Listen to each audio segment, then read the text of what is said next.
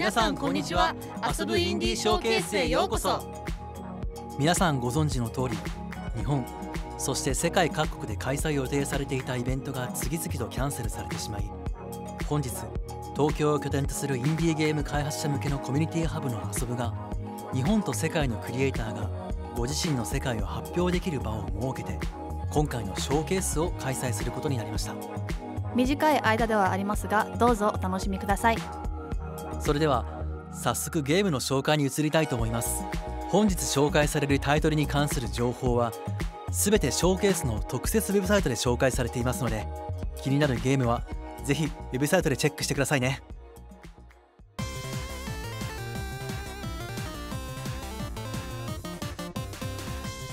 スーパーグリッターラッシュは PC、スマートフォン向けのシンプルでカジュアルなボシュラッシュ弾幕シューティングです。30体の可愛くて個性的なボスたちと戦います。弾がたくさん出てて難しそう？いいえ、大丈夫です。あなたが撃てる弾は敵の弾を巻き込んで相手に打ち返すことができます。たくさん敵の弾を巻き込んでボスに強烈な一撃を与えてあげましょう。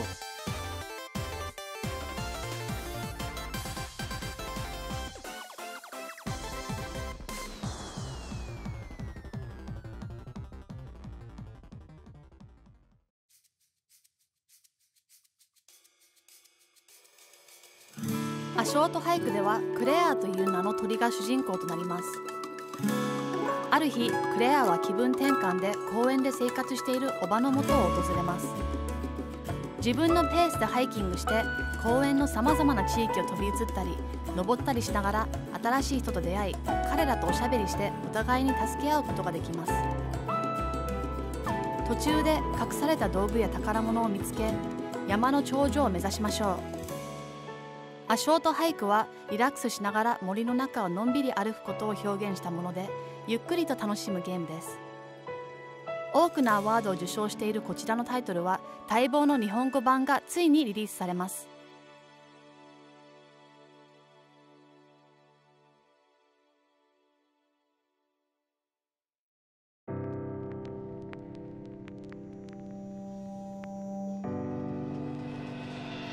あなたは閉鎖施設の中に閉じ込められた戦闘サイボーグ。あなたはそこで同じ境遇の戦闘サイボーグたちと戦い続けなければならない。たとえ装甲パーツが粉々に破壊され、腕の機能が停止し、足の骨格がむき出しになったとしても、サイボーグプロトタイプはローグライト要素のある 3D バトルアクションです。プレイするたびに変化するルートマップから行き先を選択し戦い、リペアルームで破損パーツを修理し戦い、入手した新パーツをカスタマイズして戦います。シンプルな操作で破壊の快感を味わい尽くしましょう。こんにちは。サイボーグプロトタイプというゲームを開発している有限会社五章の堀内と申します。僕はトバルとかエアガイツといったゲームを開発していたドリームファクトリーという会社でいろいろと経験させてもらった後、18年前に独立して今に至るのですが、いろいろと思うところがありまして、本当に自由にものづくりをするため、自己資金で今このゲームを作っています。このゲームはですね、機械の体を持ったサイボーグが戦闘によってどんどんとボロボロになって腕とかがもげても戦い続けることができるといった表現をしたいというのが出発点でして、特に破壊表現にこだわって作っています。一見格ゲーに見えるかもしれないんですけども、ローグライト要素と合体した一人用のバトルアクションゲームとして作っていますので、格ゲーが苦手な人でも楽しめると思ってます。まだまだ完成にもうちょっと時間がかかると思ってるんですけども、ぜひぜひ記憶に留めてもらえれば幸いです。よろしくお願いします。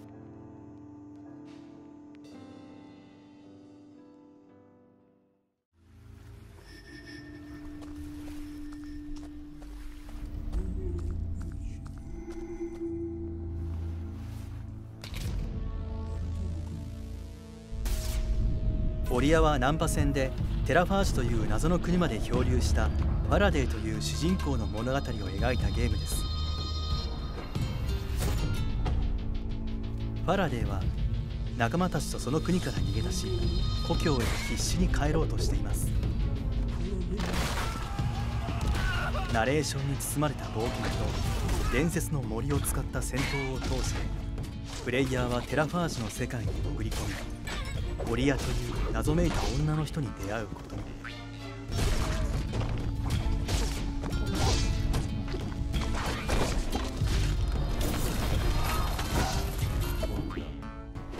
冒険活劇やアドベンチャーゲームからインスパイアされたオリアは、未知と対決する物語を描いています。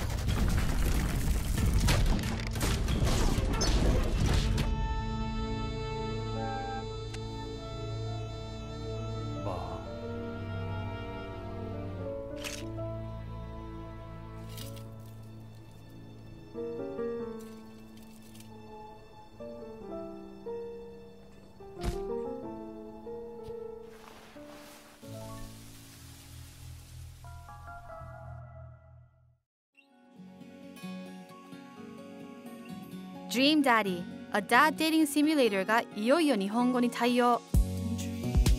本作品はシングルファーザーの主人公が近所の魅力的なパパたちと出会いを楽しむノベルゲームです。引っ越ししてきたばかりのメイプルベイにご近所さんたちはなぜかシングルファーザーばかり。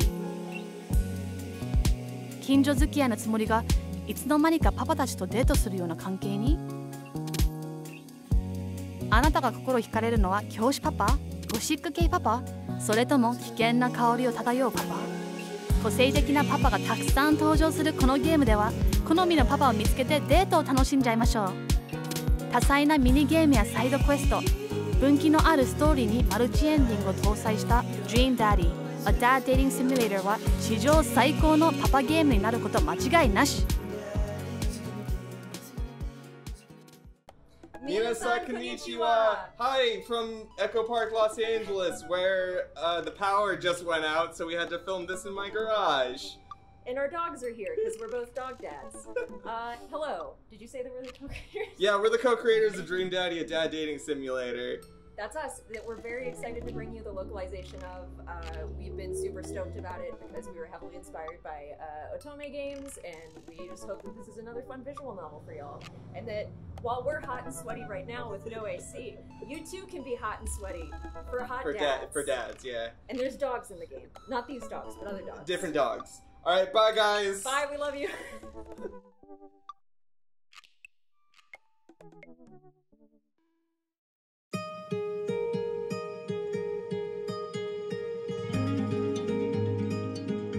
とある神秘的な山村を舞台にしたアドベンチャーゲームです。村に住む人見知りな少女スミレはいたずら好きな精霊の願いを叶える約束をします。与えられた時間はたった1日。柔らかく色鮮やかなタッチで描かれた世界を思うままに散策しながら、旅先で出会う愉快な人々や個性豊かな生き物たちからのお願いを聞きながら物語を進めます。刻一刻と過ぎ去る一日の中には、限られたタイミングでしか巡り合えないキャラクターや出来事も。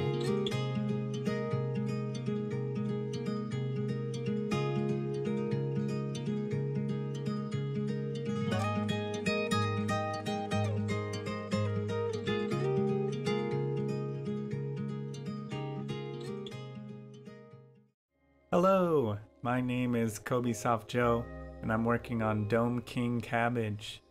Dome King Cabbage is a visual novel set in a monster collecting RPG. It's about a cloud person named Mush who is on their way to a job interview on the mysterious Crumb Island. I made a lot of this game after work while teaching English in Osaka, and now I'm in America working on it full time. I'm making the game almost completely by myself, so I don't know when it'll be finished, but I hope you play it someday. Bye bye! Dome King Cabbage は主人公のマッシュが面接に臨むビジュアルノベルです。そこでマッシュはモンスターを集める RPG を通して自分の世界観と向き合っていきます。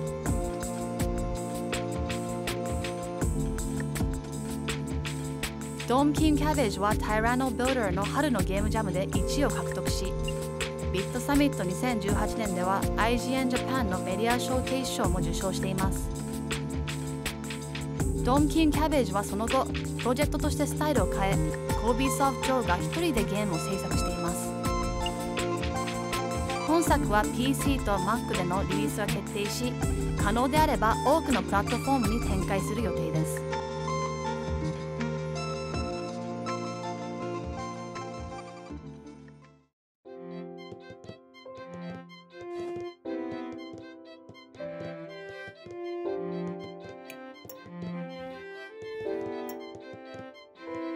一人ぼっちの惑星で知られる所ニョリが手掛けたレナルサマー。犬の腎臓になるという不思議な設定のゲームです。しかもその犬は腎不全になっており、余命幾ばくもありません。プレイヤーはブロックゲームを通して腎機能を補助することで少しだけ犬を長生きさせ、少しだけ犬とおじいさんの夏の終わりを先延ばしにすることができます。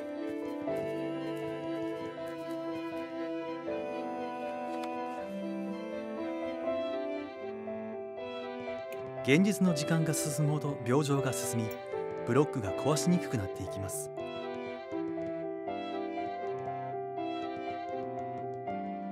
雰囲気が優しく、音楽が心地よいゲームです。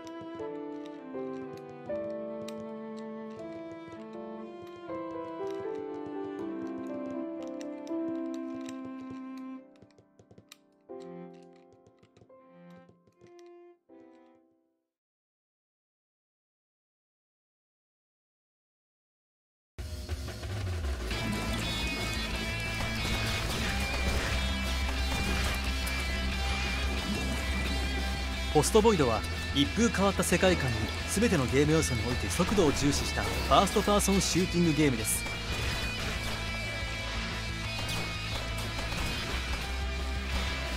謎の頭を手に持ち、空になると即死。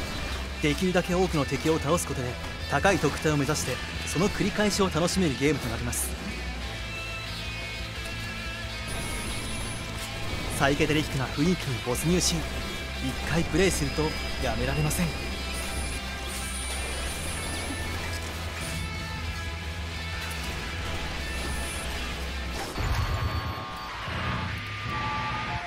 Hello. Hi. We are YCDY Games. I'm Christopher. I'm Joseph. And we just released our game Postforge on Steam. It's a first-person shooter, kind of an arcade FPS. Yeah, we made it in a pretty short time, and our main focus was to make the gameplay loop as fun and polished as possible, which I'm very happy with how it turned out. Yeah, it's really addicting. The rounds are really short. It'll take you about 30 seconds and you'll die. But when you keep going, you get better and better. And yeah, that's pretty much the game. It's a very distinct art style, and it can be a little bit overwhelming for people with epilepsy, but I think it's a part of the gameplay experience that is very in your face all the time. Well, have a good day, and yeah, thank you for having us.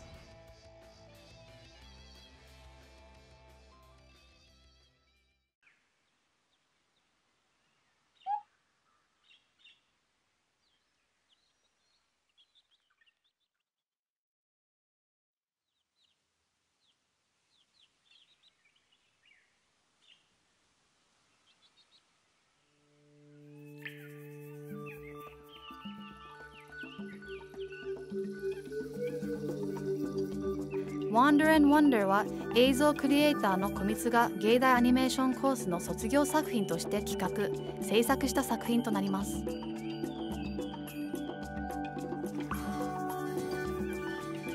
迷子になった小さなウサギが家に帰るまでの冒険を描いた絵本のようなアドベンチャーゲームです。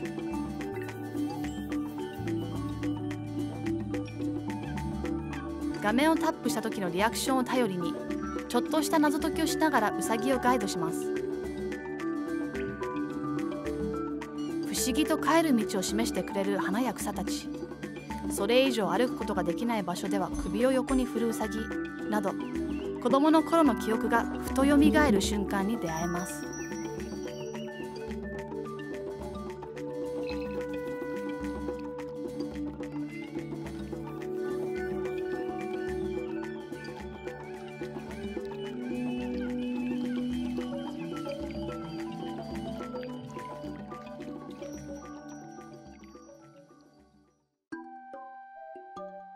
皆さん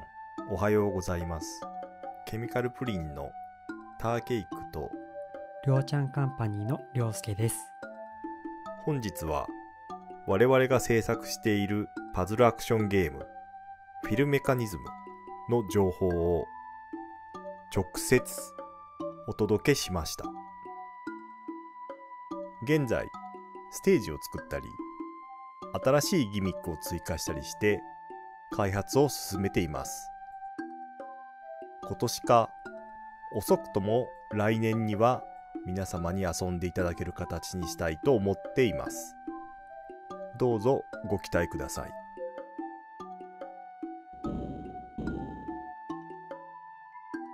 フィルムメカニズムはレコードしたステージの状態をリストアしていく 2D パズルアクションゲーム。ステージ内にあるフィルムでステージの状態をレコード。さまざまなアクションを行った後、リストアすることでステージの状態をレコード時に戻します。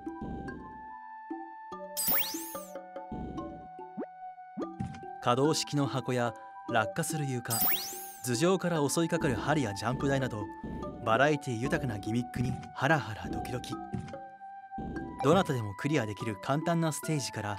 長考必至の難関ステージまで全100ステージ以上のボリュームを予定しています。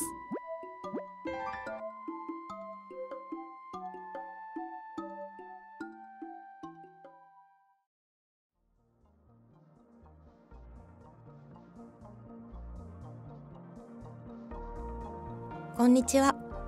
遊ぶメンバーの丸山美香です。私は個人の開発者として、またシリアスゲーム開発に特化した株式会社ゲームフォーイットのメンバーとして音楽とグラフィックを制作しています。遊ぶは東京・渋谷を拠点としたインディーズ開発者に向けたコミュニティハブです。日本におけるインディーゲーム開発をサポートすること、拡散していくことを目的としています。インディー開発一本で生計を立てるためのサポートをはじめ、国内外の開発者、そしてゲーム業界のプロフェッショナルとの架け橋となる存在です。実際にワーキングスペースも構えており、新型コロナウイルスが落ち着いた後はゲームジャムやテストプレイ、トークイベント等に利用することができます。遊ぶは現在、今回のショーケースのようなオンラインイベントや毎月開催されているインコレことインディーコレクションジャパンのようなオンラインを中心とした活動をしています。ぜひ遊ぶのウェブサイトまたはディスコードで詳細をチェックしてみてくださいね。それではゲームの紹介に戻りましょう。遊ぶのメンバーが開発を手掛けるデモリションロボッツ KK、レトロゲームエイリアンズとプルステイの3つのタイトルをご紹介します。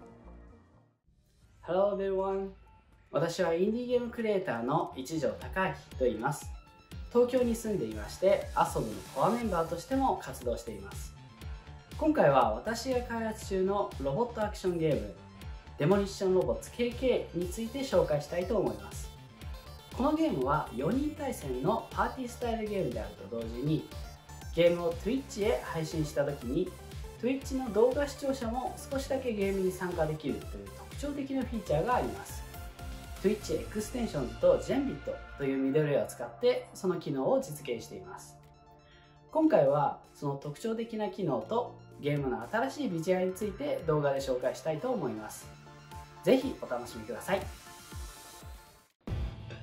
巨大なロボットを操作して都市を破壊していく最大4人プレイ対応の対戦アクションゲームです。ライバルよりも効率よく建造物を破壊し高ポイントを獲得することを競い合います。特徴はジェンビットというミドルウェアを用いた動画の視聴者参加型システム。視聴者はスイッチの動画にオーバーレイされた UI を介してプレイヤーを応援したり邪魔したりできます。これによってストリーマーと視聴者の新しいコミュニケーションが生まれます。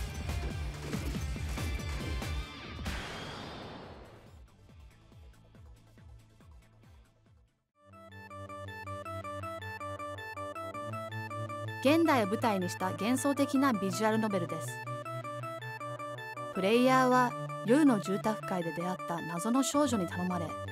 1980年代に人気を博した PC 用アドベンチャーゲームの復刻リメイク作をプレイすることに。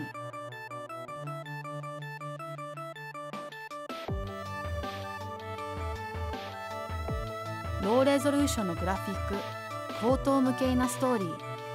不条理な謎解きで構成されているそれらは、当時実際にリリースされたタイトルのオマージュに満ちています。それらをゲーム内ゲームとして実際にプレイすることで、現実世界に隠された真実を見つけ出しましょう。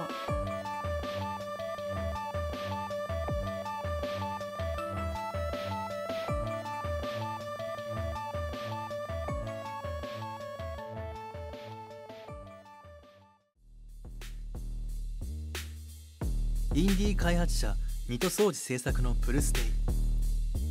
きこもり青年進の最後の一線を守る戦いです。何人たりとも進の部屋に入れさせないため、ひたすらに敵を撃退していくベルトスクロールアクションにタワーディフェンスの要素を融合した一人用のゲーム。顔見知りのサラリーマンに高校時代の旧友、物見えさんのヤンキーから出前のラーメン屋まで、次々と迫り来る敵に進が召喚したロボで立ち向かえ、10年間に及ぶ引きこもり当事者としての視線から描いた私小説的ゲームです。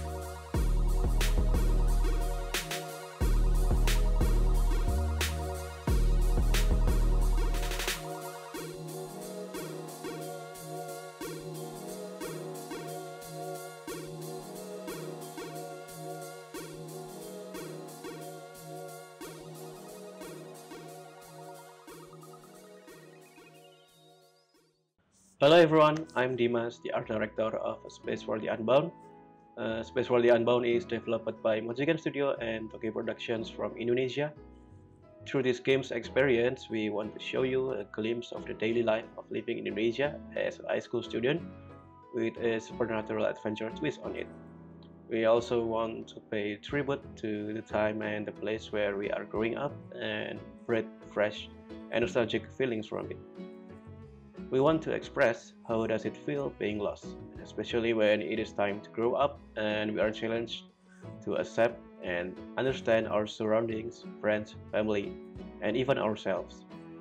You can try the free chapter of the game on Steam, and I hope you have a great time with it. Thank you and goodbye.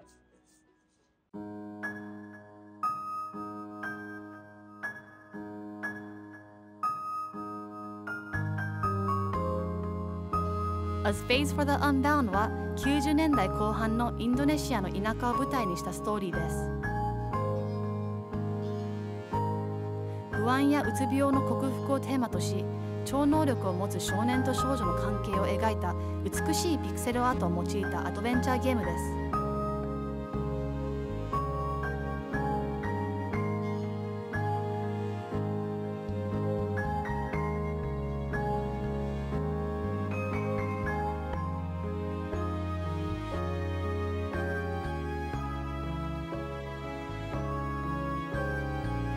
頭とラヤは恋人同士の高校生で、高校卒業に合わせて自己発見の旅に出ます。突然世界を危険に陥れる超能力が放たれ、そこで2人が街を探索し、隠された秘密を暴き、そしてお互いの理解をさらに深める冒険に出ることに。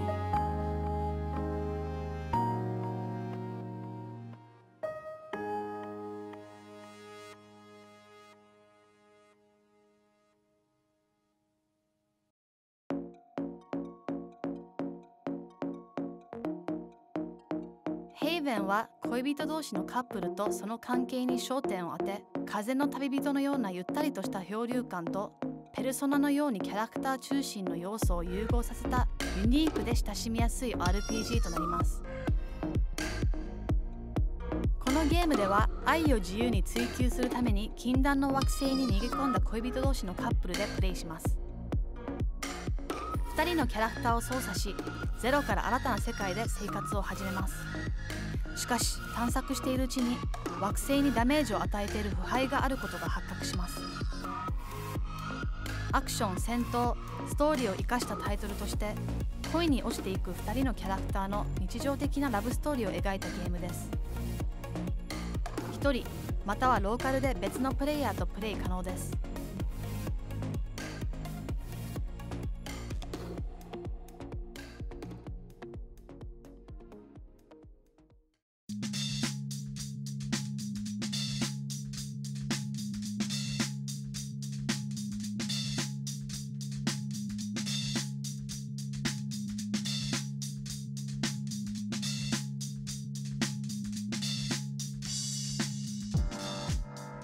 ピクセルジャンクシリーズの一つとして2008年にプレイステーション3で発売されたピクセルジャンクエデン。独特のアートとサウンドが融合した世界観が大きく反響を呼びました。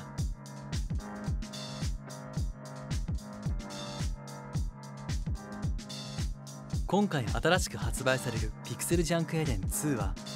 前作のアーティスティックなビジュアルと陶酔感を誘うテクノ、ディープハウスサウンドはそのままに、プレイヤーのアクションがペインティングのフィーリングを生む新しい試みや、コンシューマー向けにプレイのバリエーションが広がる新たな要素も加えた完全新作です。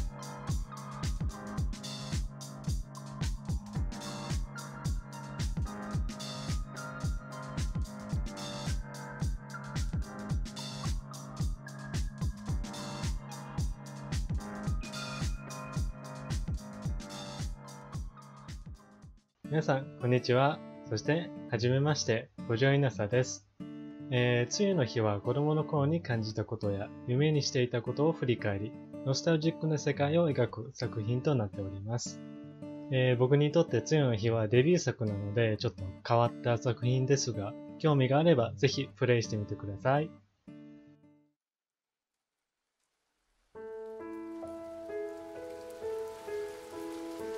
雨天のため遊園地に行く予定は中止。梅雨の日はとある家族が暇な一日を過ごす小さな物語です。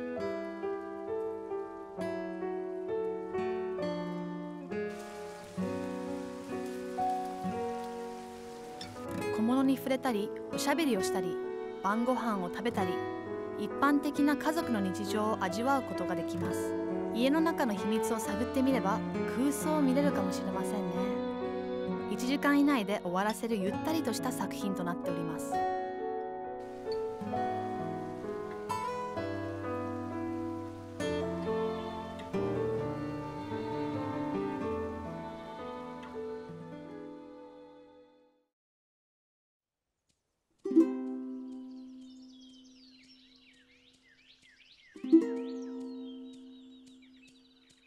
トコトコはアーティストを目指す若いトコトコの箱を助けるという AR でプレイ可能なアドベンチャーゲームです。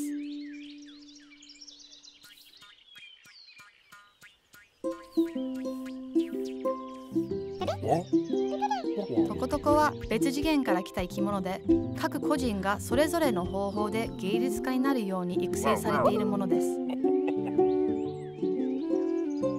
絵を描くのが好きな人もいれば、詩を書いたり音楽を演奏するのが好きな人もいます。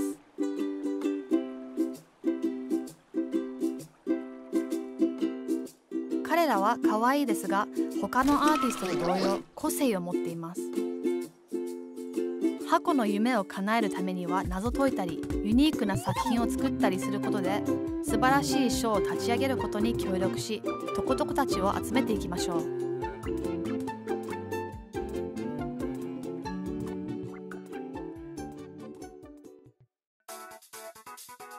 フリーが開発したイーズラフダブルクロスは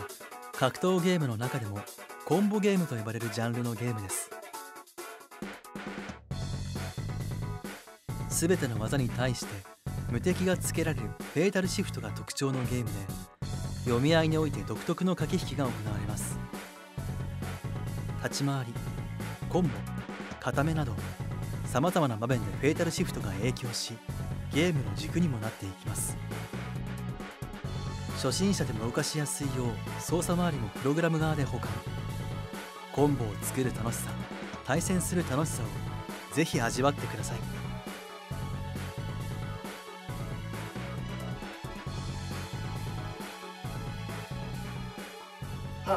はじめまして、イーザフを開発しているフリーです。よろしくお願いします。本作は自由度の高い格闘ゲームを目指して作っています。本作はそれぞれのキャラクターに幅広い選択肢を持たせ、操作するプレイヤーによって全然違う動きになるような、そういった個性が出るゲームを目指して作っています。ユーザーに驚きと感動を伝えられるような、そんなゲームを作っています。現在、パトリオンにてご支援いただくと、なんと最新の開発中のゲームがプレイできるようになっています。ぜひご支援のほどよろしくお願いいたします。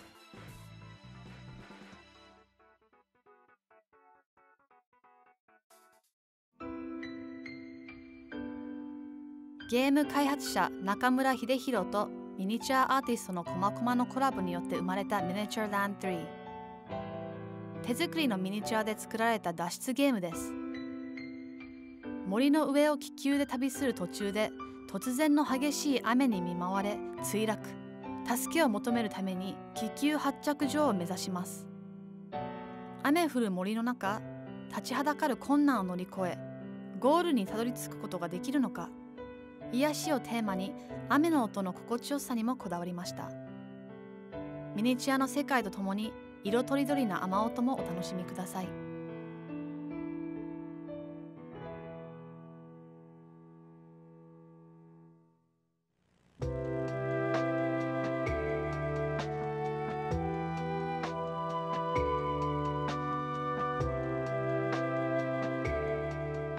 自慢の飛行船で旅をする少女ゆくも。とある東洋の町の上空で飛行船が故障し、不時着した先は霧で覆われた静寂の地でした。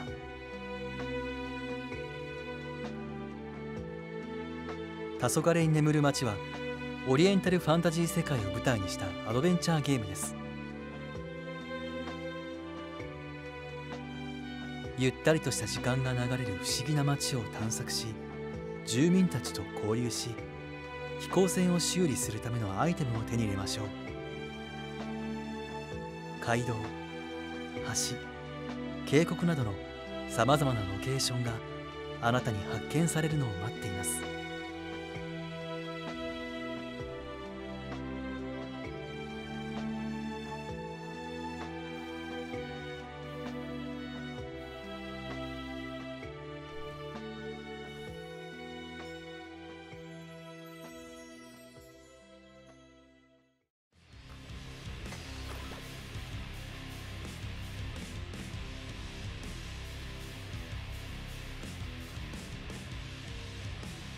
半分ゲーム半分音楽アルバムという Teenage Blob は開発チーム Team Laserbeam と音楽バンド The Super Weeks のコラボによるカラフルなアドベンチャーゲームとなります。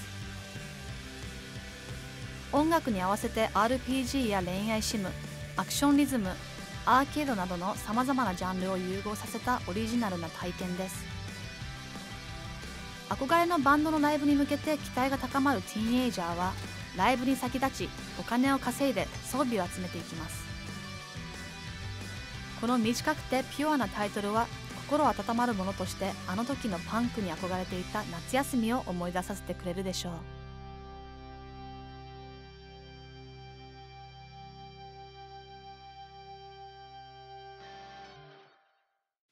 こんにちは。こちらはゲームバンド Team Laserbeam のベン。Today, I'm very happy to be able to share Teenage Blob with you. Created with our friends the Super Weeks, it's a split release. 6 songs and 6 games. It's short, weird, and cute. Team Laserbeam's games have been heavily inspired by our love of Japanese pop culture and kawaii. So we're so happy that for the first time, one of our games is playable in Japanese. Please visit Steam where you can get our demo, Paper Person. We hope it will fill you with joy and happy memories of a time when music meant everything. On behalf of Team Laserbeam and the Super Weeks, thank you so much for including us in this wonderful showcase. 見てくれてありがとう。またね。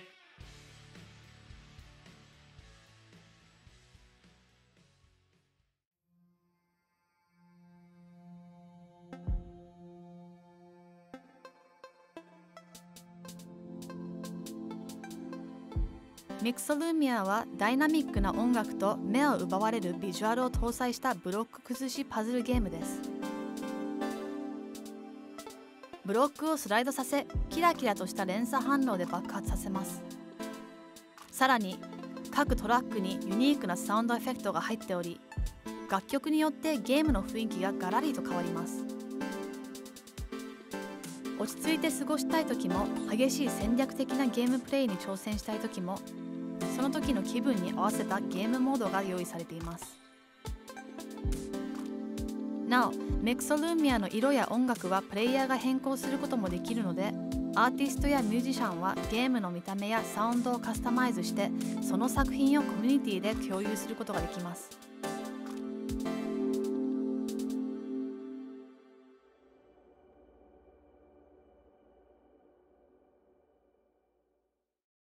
What are the colors? The visual stimuli that make you hungry? Is it merely a color? Maybe it can be anything. Anything that reminds you of a flavor, a smell, or a memory. ますます忙しくなってきているこの世の中では、食料はいかに重要かと忘れてしまうことがあります。ノアは実験的なフードアートゲームとして、食料で遊ぶ感覚を思い出させてくれるタイトルです。ボタンを連打していくことで、目の前に現れるラーメンやタピオカ、ポップコーンと一風変わった形で接していきます。ユニークな体験ができます。Let's explore this together. What's good? I'm TJ, and I'm making Noor play with your food with Panic and a few friends of mine, including Nori. Meow. When people see the word food and game in the same sentence, they usually think of a cooking game, but Noor hopes to subvert that. This is a game where you play with your food. You throw it around, make a mess, but while at the same time appreciating the food's visuals, all the colors, all the textures, gradients, sounds that come from them. It's not usually what you get to do with food, but hey, this is the game world. There are no laws in this land. Anyway, hope this weird artsy food experience makes you hungry when it hits PlayStation 5 soon.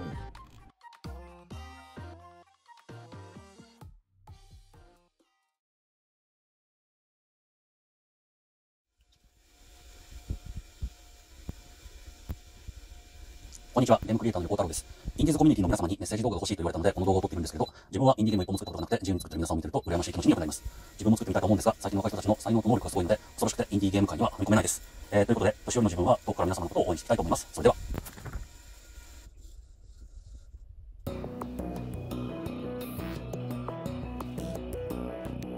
セルビアの首都ベオグラードを舞台にした青春と能力者バトルを題材にしたビジュアルノベル。ゲーム中の背景の一部は作者が実際にセルビアで撮影した写真を加工したものを使用しています。ストーリーを進めていくと、新聞、手紙、日記など当時のベオグラード能力者問題に関連するさまざまな資料が開放されます。ゲーム内ドキュメントを探り、真実を見つけてください。日本製のレトロ PC ライクなドット絵調のビジュアル、音楽系 VTuber バーチャルネコシが参加するサウンドが独自の物語世界を彩ります。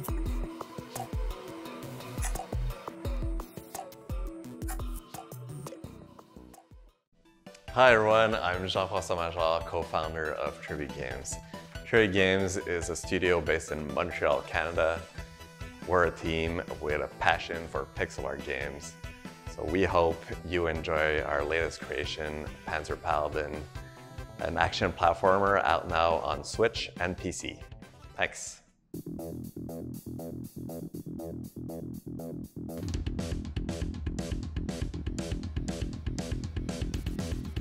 闇から人類を救い出せる唯一の希望は最先端アーマーのパラディン」。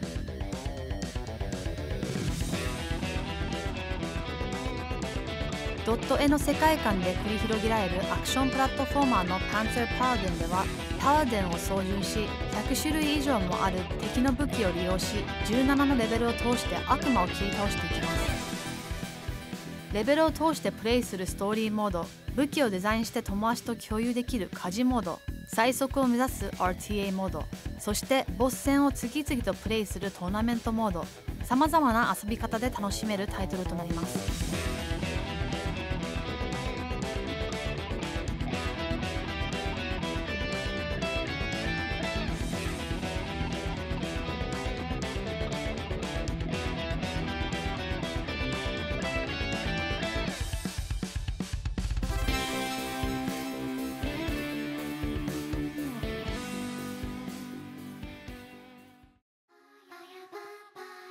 勇者山田くん、ブラックバード、ミリオンオニオンホテルなど、これまで独自の世界観のゲームを作ってきたオニオンゲームス。その最新作はなんとチューする即死ゲーです。ある日のある朝、サバサバ国のソワソワール男爵の目の前に愛に飢えた3人の魔女が現れました。そして悪夢の世界ババステールに人々を連れ去ってしまったのです。プレイヤーはヒゲ男爵となってさらわれたみんなを救出しなければなりません。その方法は、そう、あなたのチューです。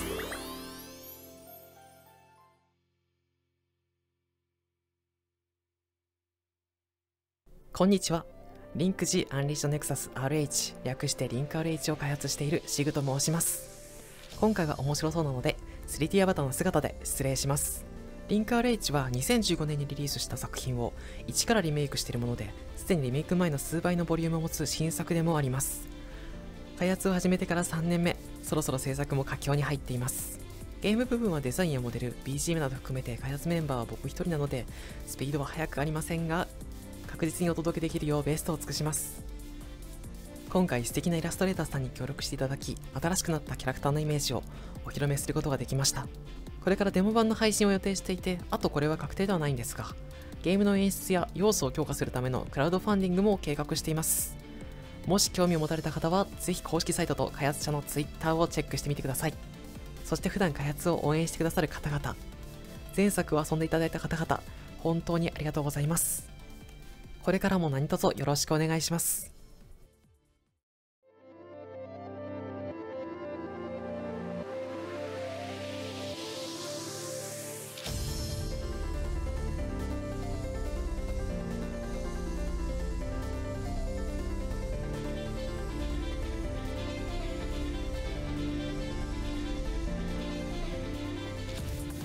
Link The Unleashed Nexus はハイテンポな 3D アクションゲームです。謎に包まれた物体ネクサスによって支配された世界ヘイヴェンをさまざまなアクションを駆使して駆け抜けます。空中を滑空し、壁を蹴って跳躍し、敵を踏み越える疾走感と浮遊感を重視したファンタジックなパルクールが繰り広げられます。シンプルで爽快かつ手触りのいい操作、ドリーミーかつビビッドなさまざまな景観のステージ、そして一筋縄ではいかない攻略と自由度のあるタイムアタックが楽しめます。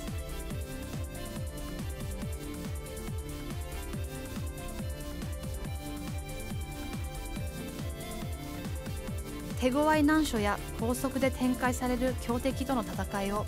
幾ともリトライの果てに打ち破りましょう。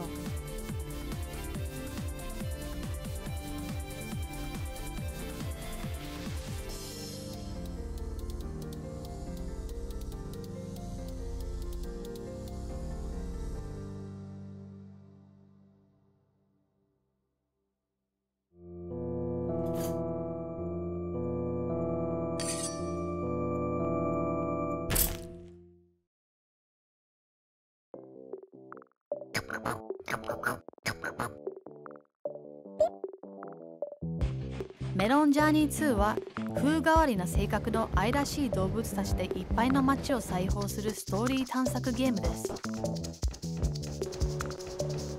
しかしその可愛いノスタルジックな表面の下には犯罪と腐敗の暗い物語があります。巨大なメロン工場の従業員であるハニーデューとしてメロンが違法であるホップタウンへと旅立ちます。行行方不明になった友人を探しながら街とその周辺を探索し、危険な状況にある怪しいキャラクターと会話して真実を暴いていこう。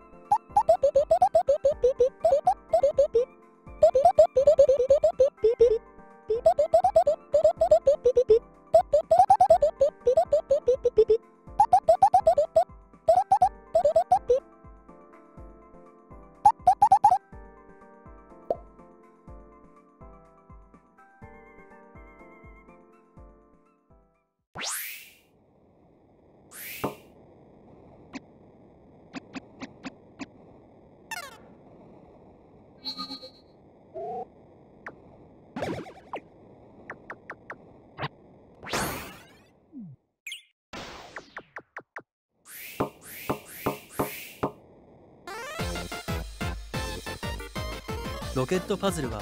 宇宙空間を舞台としたパズルゲームです。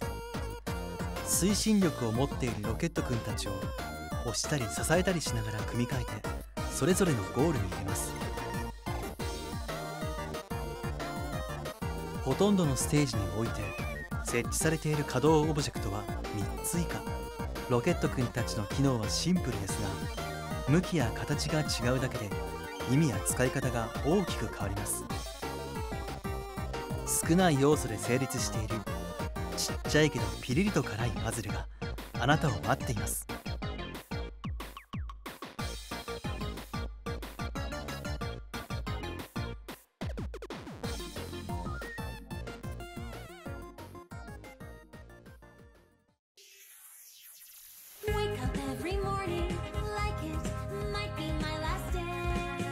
Starstruck Hands of Time は濃密なストーリーが展開されるジャンルの軸を飛び越えたリズムアクション RPG です。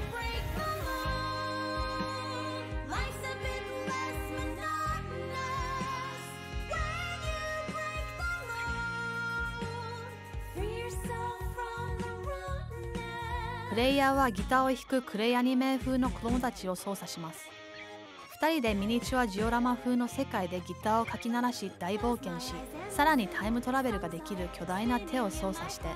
子供たちが住む街をいじったり壊したりして助け回るゲームです。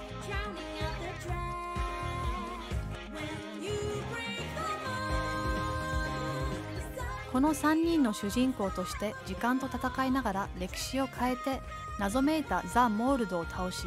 未来を救わなければなりません。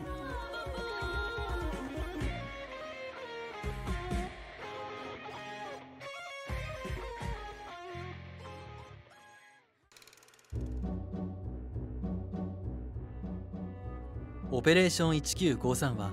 宇宙ステーションを建設する育成ゲームです。1950年代、ソビエト連邦の偉大な宇宙移住計画の志願者となったあなたは、さまざまな宇宙ステーションを建設します。居住区、水道施設、発電設備、通信レーダーなどのさまざまなユニットを組み立て、水や食料などの資源を増やし、人口増加を目指します。また人工衛星を作り、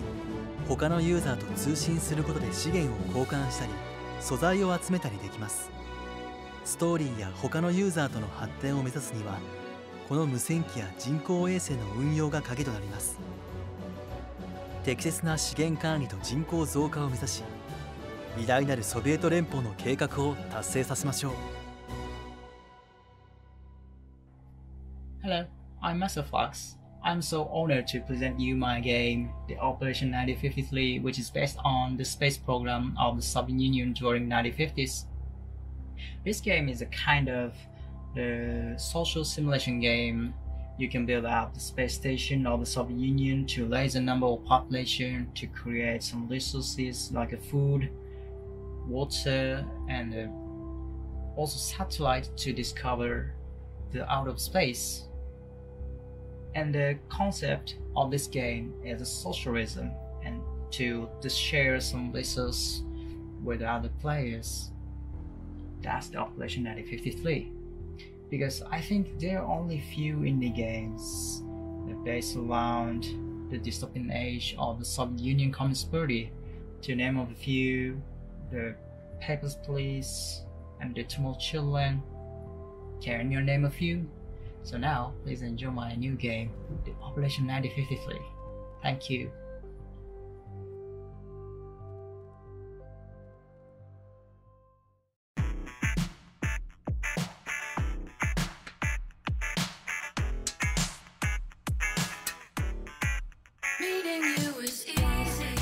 武器の心をつかみ取れ。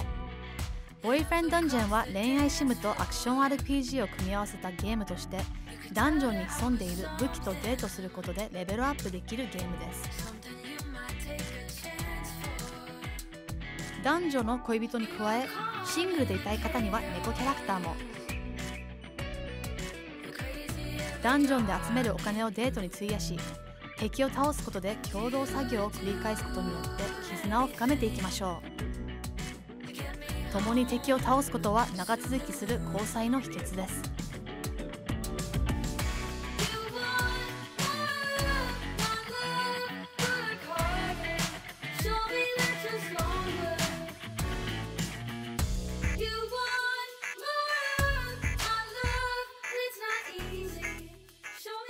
Hi everyone, I'm Tanya X Short, the captain of Kitbox Games, and we're making Boyfriend Dungeon, where you level up your love.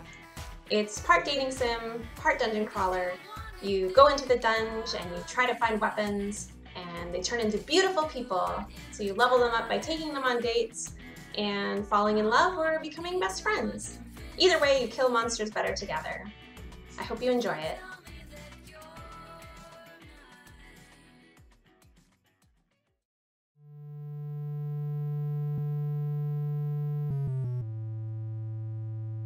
ハルとシュラは不思議な世界に迷い込んだごく普通の高校生千尋を通して描く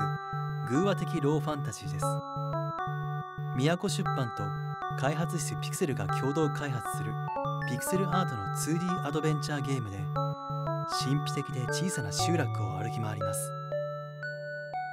人々と話しヒントを得たり、手に入れたアイテムを使うことでストーリーが進んでいきます。はじめは自分は夢を見ているだけでいつか覚めるだろうとのんきに構える千尋ですが、集落で起こる不吉な出来事や人々の暗い思惑に意図せず巻き込まれていくこととなります。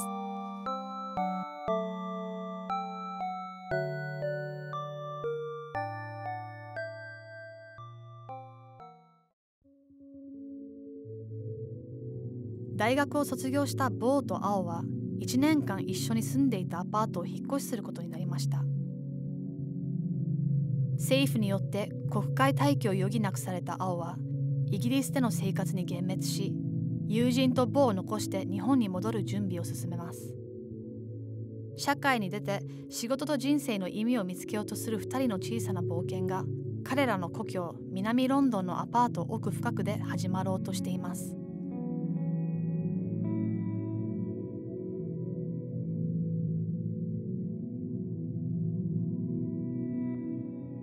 Hello, I'm Hannah and I'm half of Humble Grove. Hi, I'm Sel and I'm the other half of Humble Grove.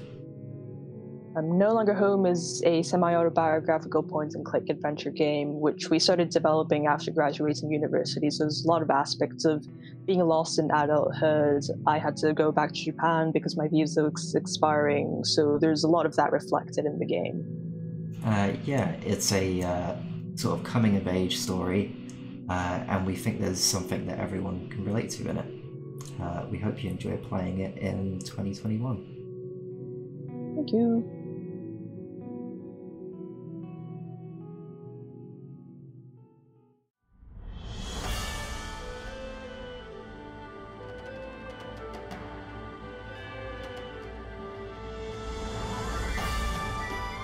Pocket Pair が開発したクラフトピア、農業で日銭を稼ぎ自動化を夢見て工場を建て、ダンジョンで一攫千金を狙い、釣りで飢えをしのぐ。ホバーボードに乗って世界を冒険しながら動物を捕まえ繁殖させ工場で調理する。ロケットでこの惑星を脱出しようとしていたけど、これからどうする？バトルやアクションが苦手な人でも大丈夫。20種類以上の作物を手間暇かけて育てるもよし、農業機械を駆使して大規模プランテーションを作るもよし、自分だけの農園果樹園を通して色彩豊かな世界を作りましょう。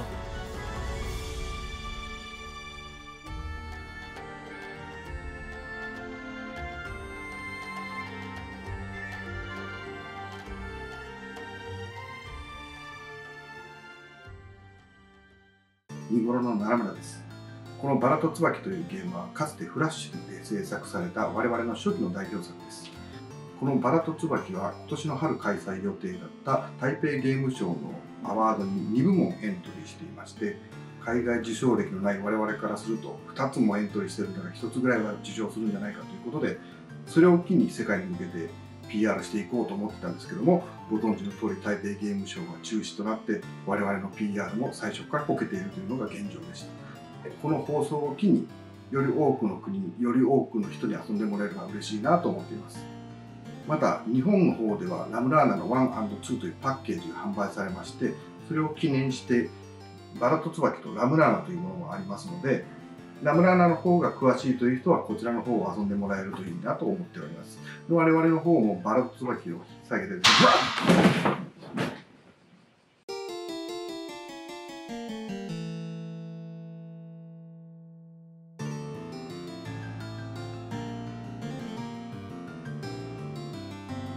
ラームラーナシリーズを制作したニゴロが京都のインディースタジオ Room6 の協力を得て開発した初のスマホアプリ。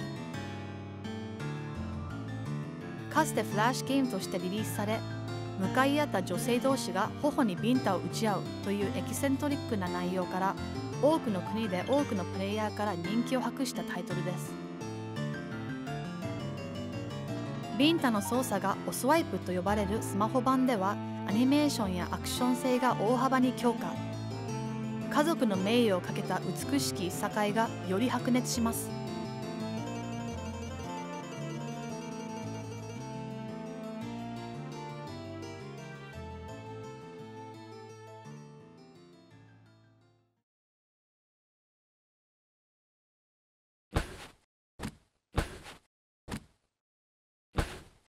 世界中の映画祭で受賞を重ねるアニメーション作家和田篤が日本のデベロッパー臼賀亮也とスイスのプレイヤブルズのコラボレーションによって作り上げた初のゲーム。スペースバーを押したり画面をタッチしたりしてイガグリ坊主とその飼い犬の運動を手伝ってあげましょう。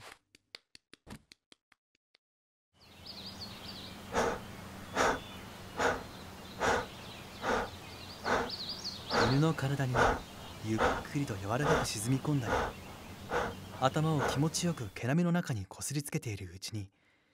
いつしか他の動物たちも加わって心地よさは最高潮に上り詰めます。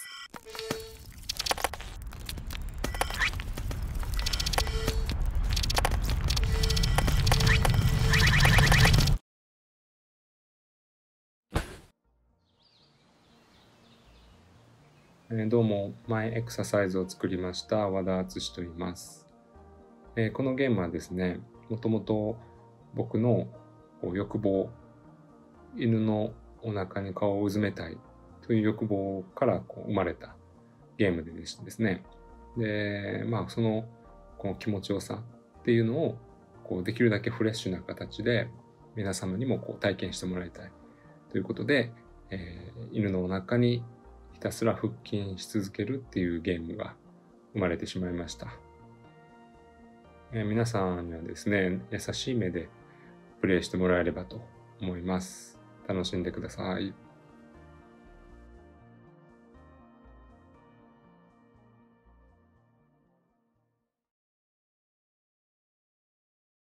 はい、皆さんこんにちは。サイバーコネクト2松山でございます。我々サイバーコネクト2っていうのはですね、今までこうしたゲームソフトの開発っていうのを、続けてきたんですけど、ドットハックシリーズ、ナルトナルティメットシリーズ、ジョジョの奇妙な冒険、ドラゴンボール Z カカロット、そして今最新作、鬼滅の刃、日の神血風譚を、異性作中でございます。けどこうしたゲームソフトの開発ね、やっぱ今 PS4、これから PS5、非常にスペックが高く、一本のゲーム作るのにやっぱり100人とか200人、そして3年4年、ものによっては5年も年月をかけて作っているものが大半でございます。そういったゲーム開発ももちろんこれからも続けていきますけれども、一方で小規模短期間開発っていうプロジェクトもうちら、始めております。その第一弾となるのが戦場の風雅。これオリジナルの RPG シリーズでございます。これからはですね、こうした大規模な開発と小規模なプロジェクトでスマッシュヒットを狙うっていうのが、業界の新しい戦略だと我々も思っておりますので、これから世界中でね、いろんなインディーゲーム多分皆さんも作られてると思いますけれども、一緒にゲーム業界盛り上げていきましょう。これからはインディーゲームの時代です。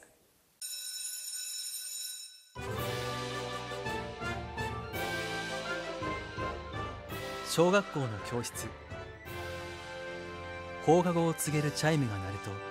ゲームが大好きな少年ケンタがライトの伝説と書かれたノートを持ってあなたのもとへやってきます。あなたを楽しませるためにケンタが一生懸命作った手作りロールプレイングゲームを下校時間までにクリアすることが目的です。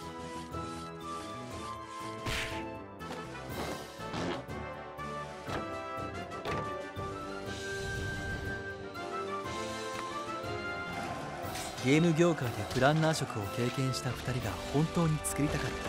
た波乱万丈の冒険物語。子供時代にゲームクリエイターに憧れた全ての人の記憶の扉を開くドキドキワクワクが詰まっています。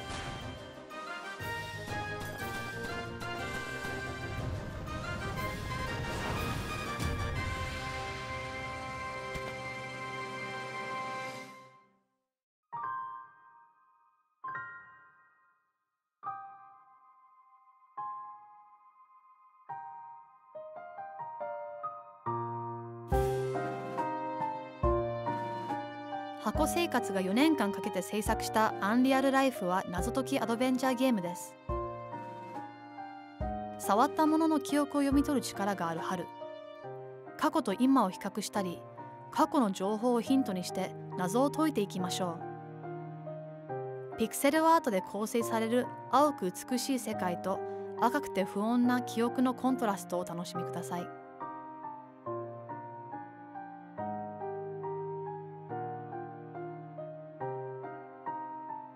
箱生活はこの度新しいゲームレーベルとなる夜風を立ち上げ、新しいテイストを持ったタイトルを集約させる取り組みを進めています。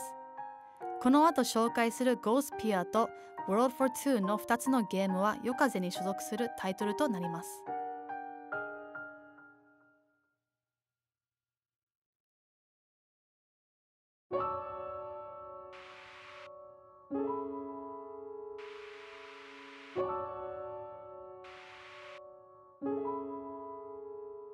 今年12周年を迎えたディベロッパーチーム超水道が制作するゴーストピア。絵本のような温かみのあるビジュアルとノスタルジックな表現が特徴のビジュアルノベルです。電子グラフィックノベルと彼らが呼ぶこのスタイルは、ゲームというより映画やアニメ、小説のような体験です。ゴーストピアは夜と雪に閉ざされた幽霊の街に閉じ込められた異邦人の少女サエコと友人たちとの友情、そして彼女たちの住む幽霊の街の謎がテーマです。キャラクターの心情、そして迫力のアクションをお楽しみください。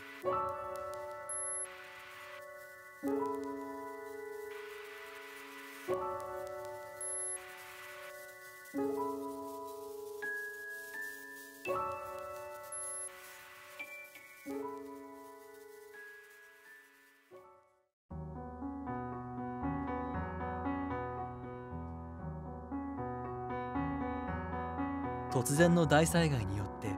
ありとあらゆる生物が死に絶えた世界で、唯一生き残った博士と博士が作り出したアンドロイドの物語です。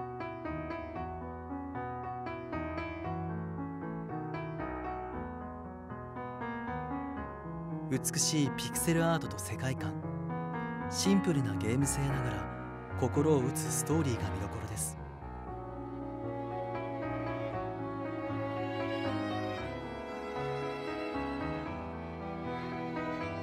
昨年モバイル向けにリリースされ、アップストアランキング1位を記録した話題作が任天堂スイッチでリリースされます。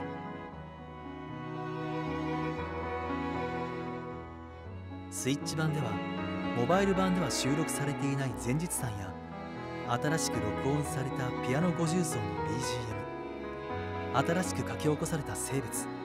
英語対応などが特徴となっています。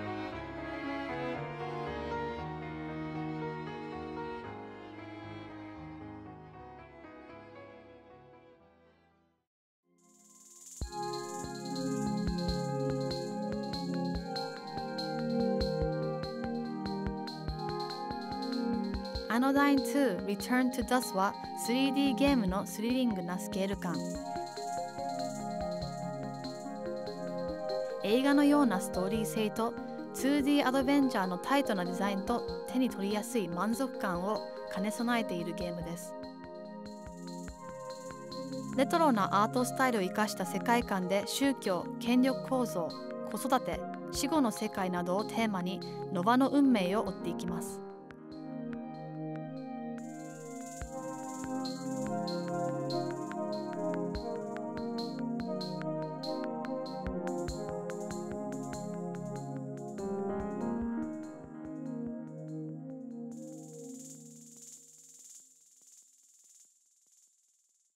皆さん、こんにちは。Steam で発売中のアナダイン2の作者のメルスハン・タニーです。Switch と PS4 バージョンはもうすぐ発売予定です。アナダイン2を楽しむためにアナダイン1を遊ぶ必要はありません。アナダイン2の舞台はナノダストに汚染され、感染者は感情が暴走してしまう世界。主人公ノーバはナノダストを掃除するよう任命されます。PS1 風のレトロな 3D 世界を探検しながら 2D の世界に入り、感染者の脳内を掃除します。2D アクションはゼルダ夢見る島に似ています。ノーバは自分に課せられた使命と自分が本当に進みたい道で葛藤します。心に残る特別なゲームだと思います。ぜひ遊んでみてください。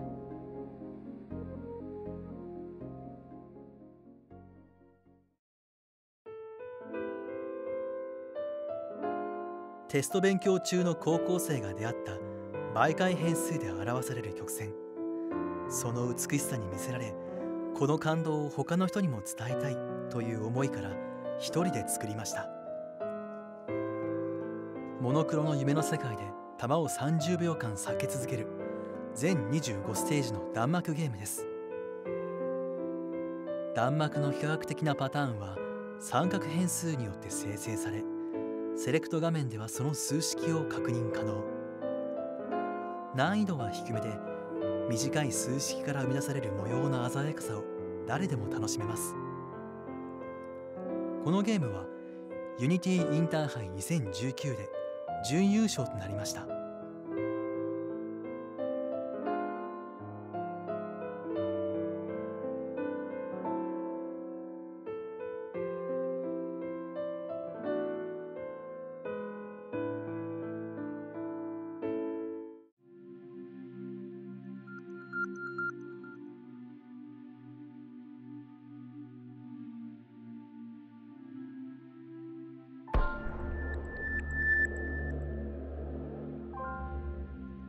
アンソールは2002年に発売された鬼武者2サムライズ・デスティニーをモチーフにした 2D アクションゲームです。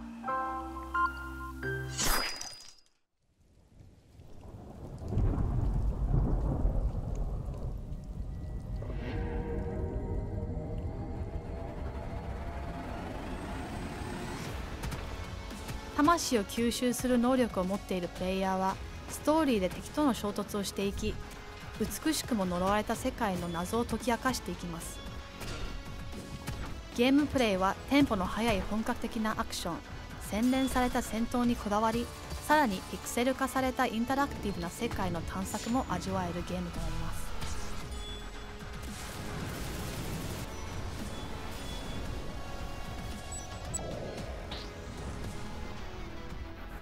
Hi, this is Jinseop, the creator of Unsouled. The Unsouled is 2D action RPG game, and the main feature is fast-paced and highly stylized combat. Unsouled is basically inspired by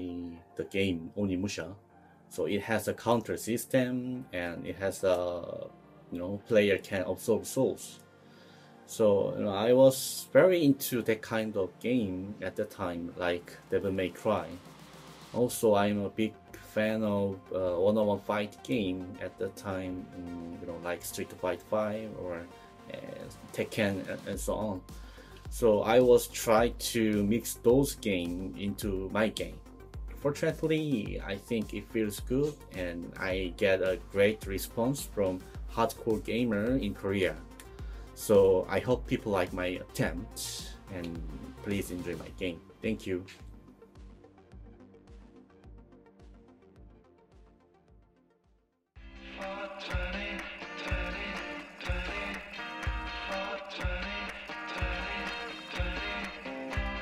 Tinker Trains では作って崩壊するという混沌を作り上げるゲームとなります。ルーブ・ゴールドバーグからインスパイアされたこのタイトルでは誰でもプレイして楽しめるゲームとなります。フィテイバックルームのチームは摩訶不思議を追求し、その最新作の Tinker Trains はまさにクレイジーな世界を自分のものとし築き上げられます。Tinker Trains は間もなく皆さんの近くのホームに到着します。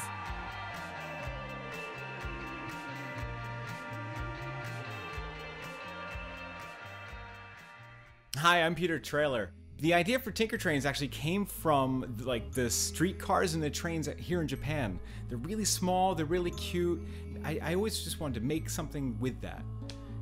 With Tinker Trains, you can take adorable little trains and make your trains do things that you would never think even possible. I really hope that you enjoy building and surprising yourself in Tinker Trains as much as we've enjoyed making it.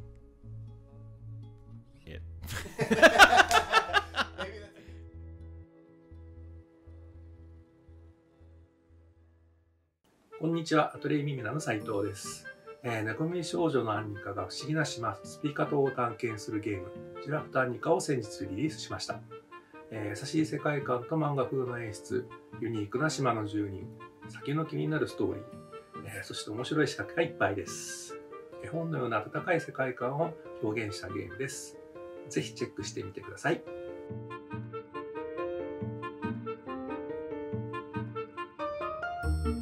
どこか懐かしい世界観のハートフルアドベンチャージラフとアンニカ。記憶をなくした猫耳少女のアンニカは見知らぬ少年ジラフに依頼された星のかけら探しのため不思議がいっぱいなスピカ島を探索します。島に存在する5つのダンジョンの最後に待ち受けているボスとはリズムゲームで対戦することに。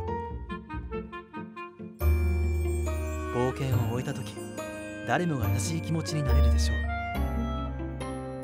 個人ゲーム開発者斉藤敦がアンリアルエンジンで一人で作り上げた極上の箱庭世界の物語です。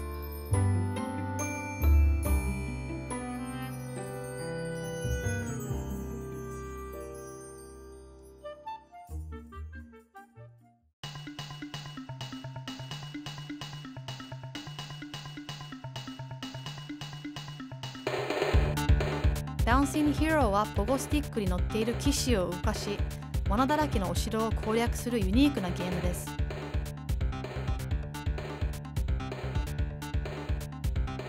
邪悪な魔女が支配する13階層のお城はプレイするたびに部屋の配置が変わり、死者の魂が宿った銅像が侵入者を攻撃します。あなたは果たしてこの城を攻略し頂上に立てるのでしょうか。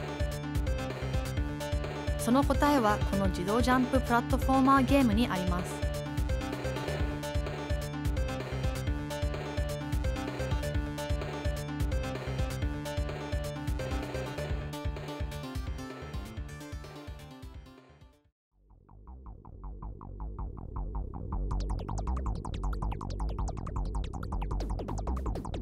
スコージブリンガーは超高速アクションを特徴としたローグライトゲームとなります。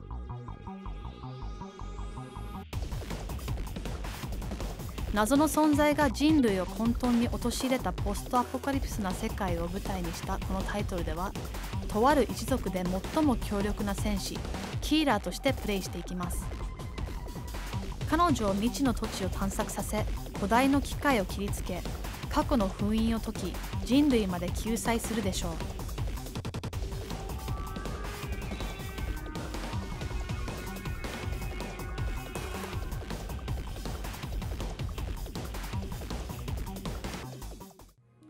こんにちは。こんにちは。私はトマです。私はフロインです。We are together flying our games and part of the people who are making Skullbringer. So we'd like to thank you very much for playing the game and also for anticipating the release of the full game coming up really soon. We are finishing the game content and finishing the game in itself for its full release, and we are also gathering all the feedback and trying to smooth out all the rough edges. And we really hope that you're going to enjoy the game as much as we enjoyed working on it. See you around, and thank you very much again. Bye bye. Bye bye.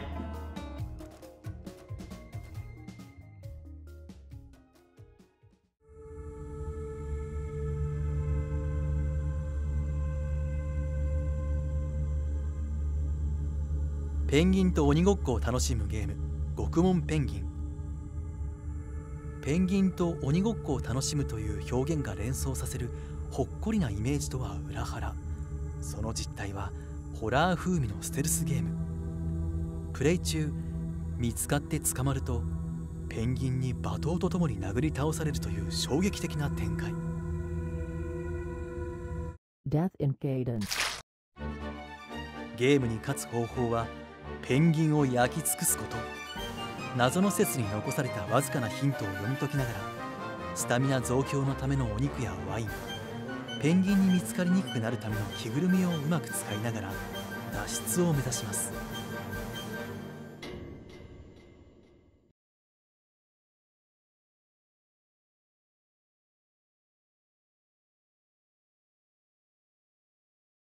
こんにちは、チーム忍者の安田です。私はですね、これまで2を忍者ガイデン作ってきましたけど、その制作の過程で参考のためだったり、個人的な楽しみのためにいろんなインディーゲームプレイしてきました。ここ何年かだと、ソルト&サンクチュアリやカップヘッドっていったタイトルは非常にお気に入りで何度もプレイしました。最近もですね、話題になりましたけど、ブラックミスのようなトリプル A と遜色ないようなゲームが発表されたりしてますので、インディーゲームは非常に盛り上がってますし、その盛り上がりが長く続いていくんだろうなと強く感じてます。これからもですね、ゲームを通して、我々のチーム忍者が作るようなゲームと、インディーゲームお互いこう刺激を与えながらさらにいいゲームを、作っていって、プレイヤーの皆さんを楽しませるという関係で、やっていけたらなと嬉しいなと思ってます。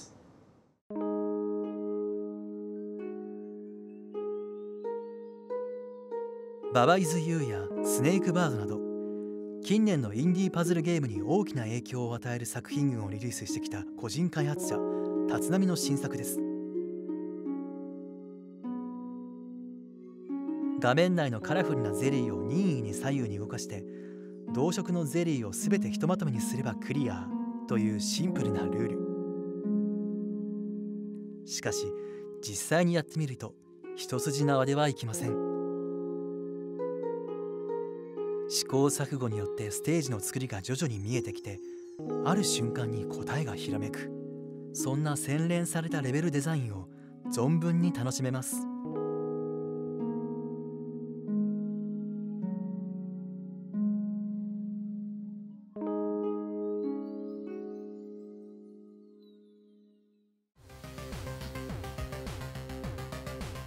菜箸が開発した常世の塔。毎日構造が変わる不思議な塔、常世の塔を舞台に、プレイヤーたちがネットを通して緩く関わりながらダンジョンを攻略していくソーシャルログライクアクションゲームです。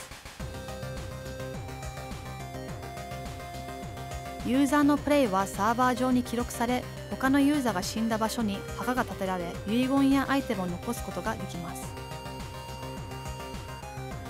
企画からデザイン、ゲーム実装、サーバー実装まで全てソロで開発したゲームです。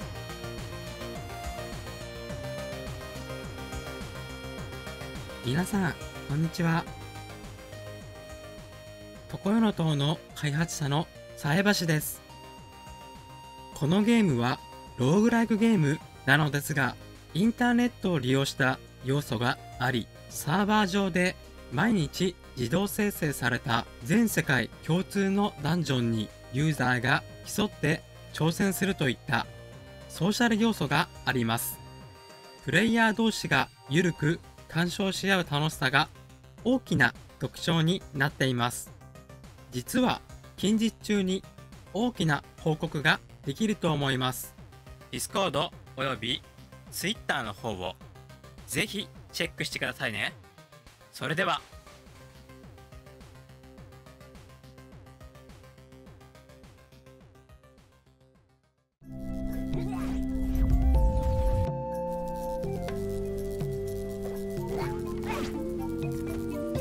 ロックンロール、テ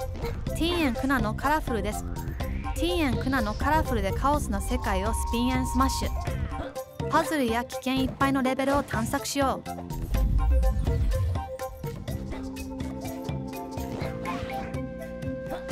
パワークリスタルを集めることでより高くジャンプできたり、火をまとったり、磁気を帯びた物体にくっついたり、クナがいろいろな特殊能力を使えるようになる。一刻も早くティンを救出しよう。スキルと能力を駆使してケイオスを倒し、世界の調和をもたらそう。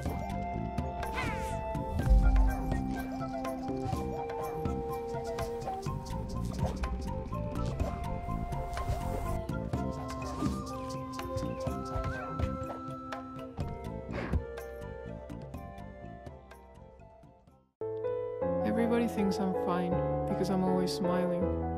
I guess I've learned how to fake it. I don't even know how long I've been pretending. Door は心の世界と感情を題材にした 3D プラットフォームゲームです。心の世界と多様な感情を表現するために、ヴィンセント・ファン・ゴッホからマーク・ロスコまでのタッチを活用し、誰でも印象に残るユニークなグラフィックを作ることにこだわりました。ドアのストーリーの主人公は心の世界に住んでいるニア。ある日、心の世界の扉が閉じられ、世界が壊れる危険に陥ります。ニアは崩れていく心の世界を救うための冒険を始めます。感情によってさまざまなギミックとパズルが用意され、それらのプレイスタイルを変化させていきます。こんにちは、プレイメピストワルツ本ミナです。私は一人開発者でゲーム等を開発しています。等は心の世界で傷ついた自我を救う旅です。心の世界と感情の表現に重点を置きました。さまざまな表現を用いて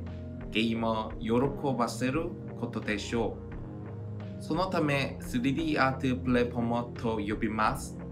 10月にリリースする予定で、現在 Steam のページを確認することができます。ウィッシュリスト入れてください。ありがとうございます。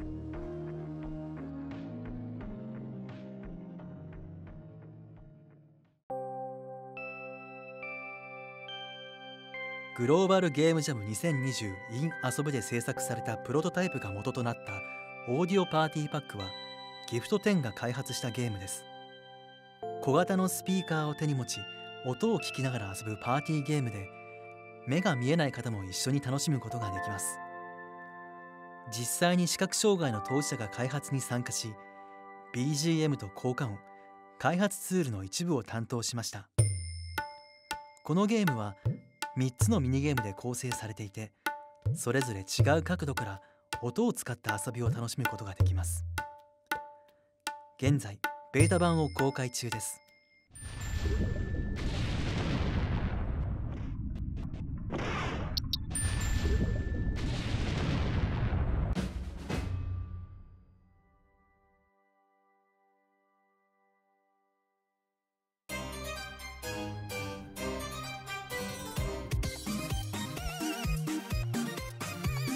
心優しいゾンビたちが人間と仲良くするために一生懸命働くドタバタお仕事アクションゲームです。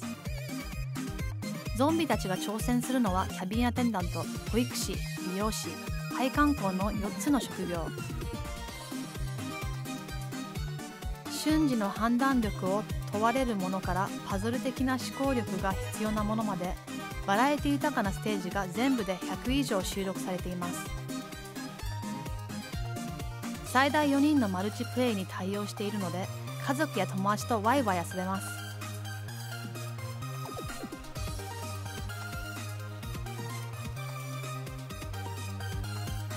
Nintendo Switch のダウンロード専用ソフトで好評配信中。2020年10月1日まで期間限定セール実施中です。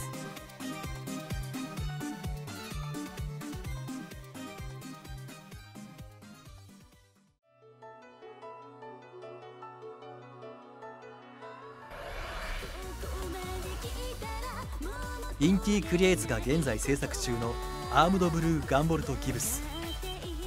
本作は任天堂 3DS の e ショップで2014年に発売したアームドブルーガンボルト、そして2016年に発売したアームドブルーガンボルトソーに続くアームドブルーガンボルトシリーズの第3弾です。これまで同様、アクション監修に稲船圭司氏を迎え、ディレクターの津田義里も協力、新たなアクションゲームの提案を目指します。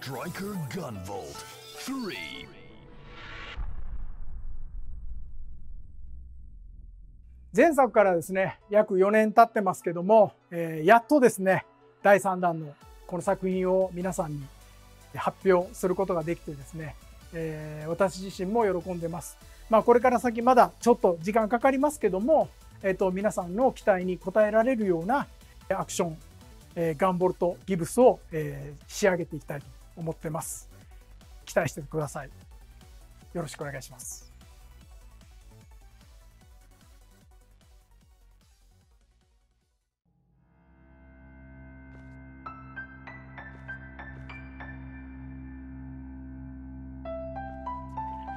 ヨーニは夕方をテーマにしたサバイバルホラーアドベンチャーゲームです。プレイヤーは夕日に染まる異空間に閉じ込められた主人公を操作し、不気味な世界を探索します。目的はキーアイテム人形を回収し、襲い来る敵をかわしながら異空間から脱出すること。物音に反応する敵、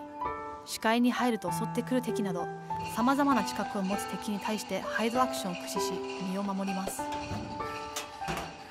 台北ゲームショーインディーゲームアワード2020重賞作「ユオニゼロ」と世界観を共有した恐怖の VR 世界をお楽しみください。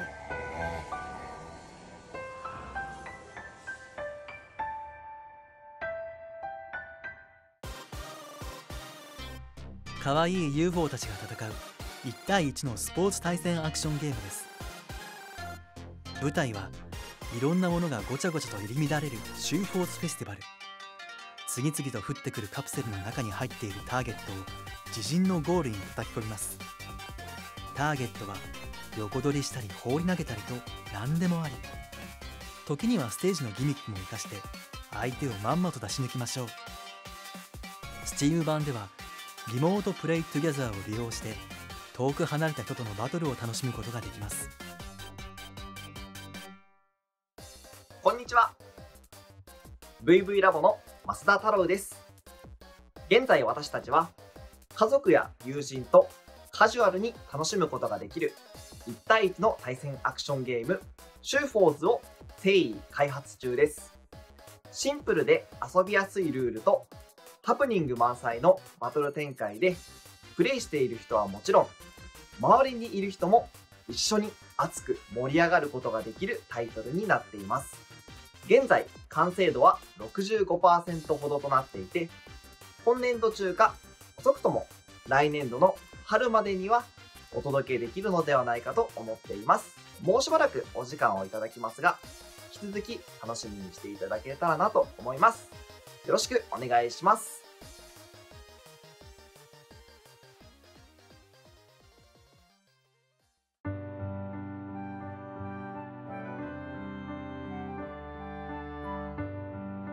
When the Past Was Around はエダという20代前半の女の子の物語です。彼女は夢を叶えるため、そして愛を見つけるための旅へと迷い込み、いざフクロウと出会います。それは彼女の情熱や失恋について教えてくれる恋の火付け役になってくれる男でした。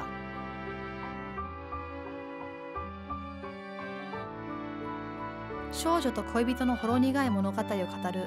When the Past Was Around は愛、前進すること、手放すこと、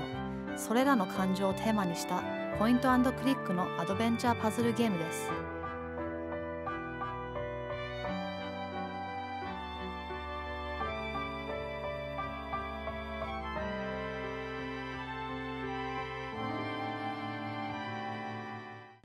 Hello everyone, I hope you are doing great wherever you are.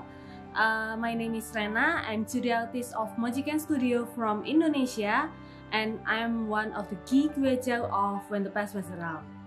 So When the Past Was Around is an adventure point-and-click game about love, moving on, letting go, and the joy and pain of everything in between. So we already have the prologue chapter on Steam, and you can play it for free. So please kindly check it out and let us know what you think about this game. Thank you Asobu for this amazing opportunity, and I hope you guys have a good day today. Thank you. Bye.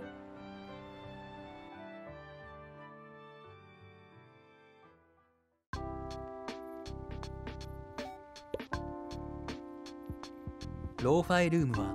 音楽のオンライン授業からインスパイアされた手書きスタイルのアートに温かい雰囲気が漂う隠しアイテムリズムゲームです。隠された楽器を見つけ、その専用のリズムゲームをプレイしていきます。クリアすると楽器のトラックが楽曲に加わり、少しずつ完成されます。主人公の目線を通して日々の生活を送りながらビートを作っていくというゲームになります。このゲームは2018年のミュージックゲームジャムに2週間で制作され、その後少しずつ拡張されてきて、2021年中にゲームのフルバージョンをローンチする予定です。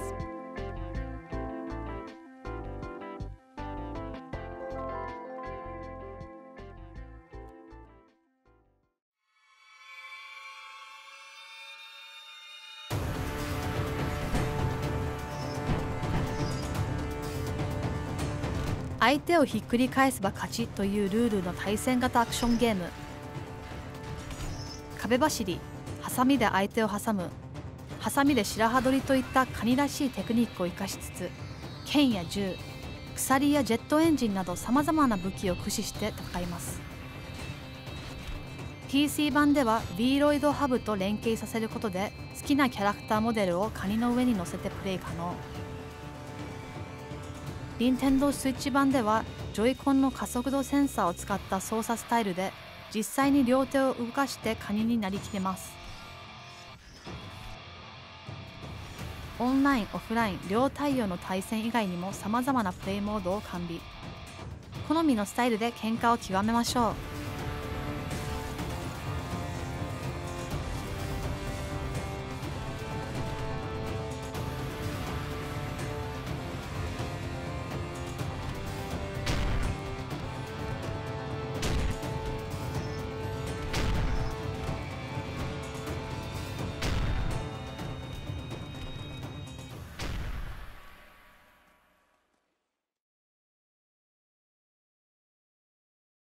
こんにちは、東京ゲームズの小高勝孝です。最近はですね、インディーゲーム業界もすごい盛り上がってて、それこそ大手の AAA のタイトルにはないような斬新な独特なゲームもすごい増えていて、これからもその流れはすごい加速していくのかなとどんどんインディーゲーム業界っていうのは盛り上がっていくかなと思ってます。そういう意味ではすごい非常にチャンスがあるようなところだと僕は思ってます。で、僕もですね、会社を辞めて自分の会社を作ったからには、そうやって自分たちのクリエイティブだけで勝負できるようなものを作っていきたいなっていうふうに思っているので、いずれ近いうちに僕らもインディーゲーム作っていきたいなと思ってます。僕らが作る場合のインディーゲームはですね、あらゆるコンプライアンスとか忖度とか全く気にしない、もう表現の自由を描きまくったようなアドベンチャーゲームを作ってみたいなと思ってます。これからもインディーゲーム業界どんどん盛り上がっていくと思いますので、僕は応援しつつそこにまた加われるように頑張っていきたいなと思ってますので、これからも一緒に頑張っていきましょう。小高勝孝でした。さて、本日のショーケースの最後のセッションでは、世界各国にあるインディーゲームのコワーキングスペースにあるタイトルを紹介していきます。早速、ニューヨークを拠点とするガンボ、フランスのアトランゲームス、シアトルインディーワークショップ、そしてモントリオールのゲームプレイスペースのタイトルをご覧に入れましょう。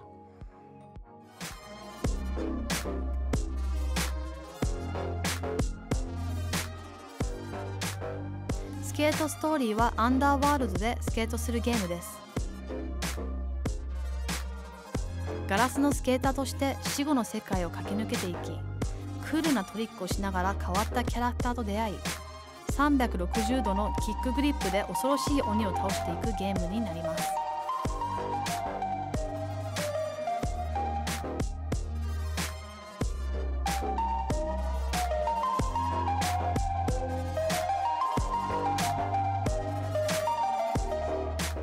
Hi, my name is Sam Eng.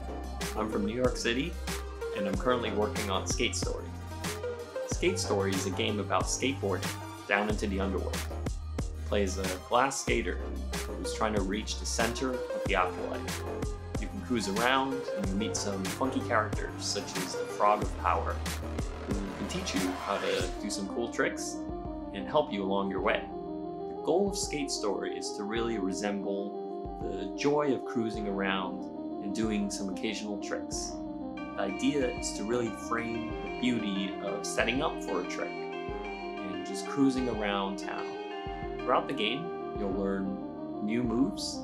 and you'll improve your balance and your skill. I'm still working on the game, but I hope you like it.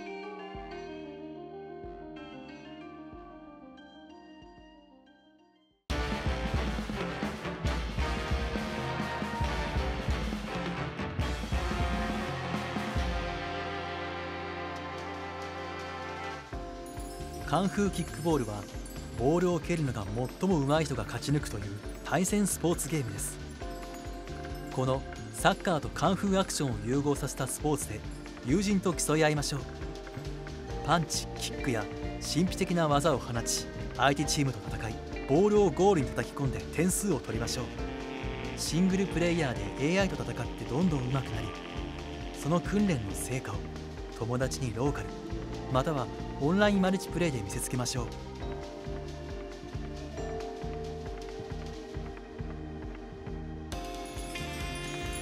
Hello, I'm Jonah Wallerstein, aka Railfu, and I'm the creator of Kung Fu Kickball,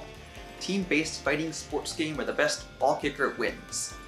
With this game, I really wanted to make something that brought people together and could be enjoyed by all ages. But at the same time, I wanted to make sure that there was enough depth to the gameplay, so that it took real time and dedication to get really skilled at the game. I'm really happy to be included in this indie game showcase, and I hope you follow the development of Kung Fu Kickball, coming out early next year on Xbox, PlayStation, Switch, and PC. Thanks!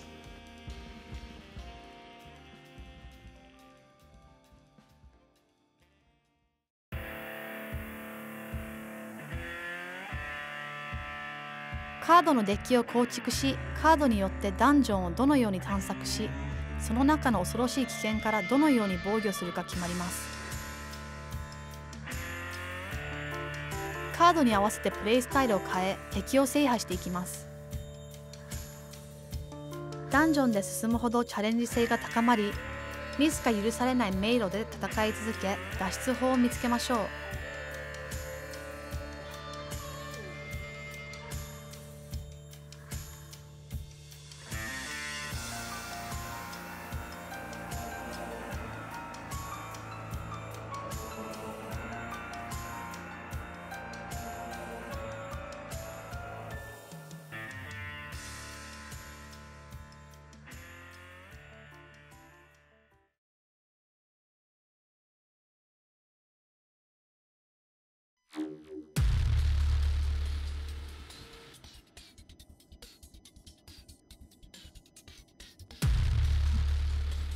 ハイパースペースを旅し、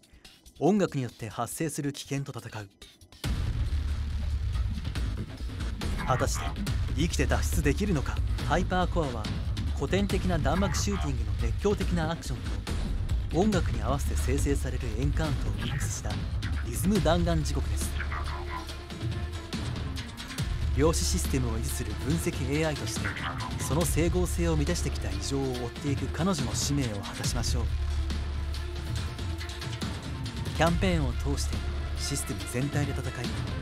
そして異常の裏にある真実を明かしましょう。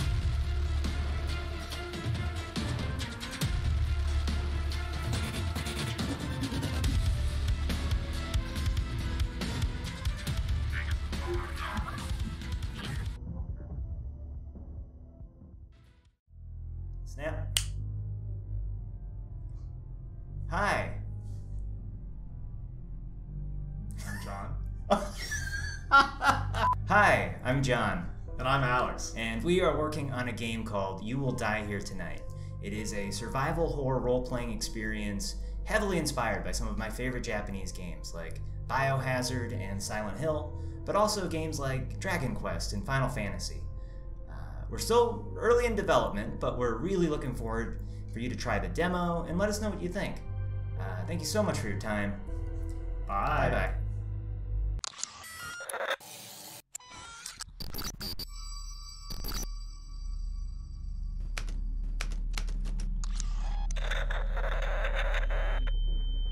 Bye-bye.1996年6月、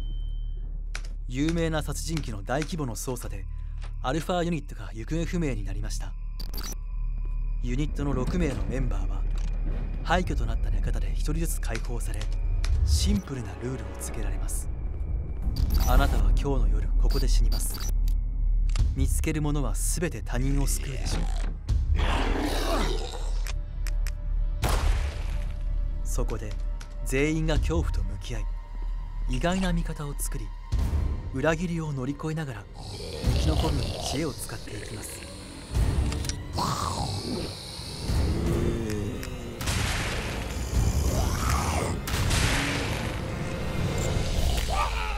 このゲームは危険で得体の知れない物語を好む方に向けたものです。そしてそのインスパイアとなったホラー作品へのラブレターでもあります。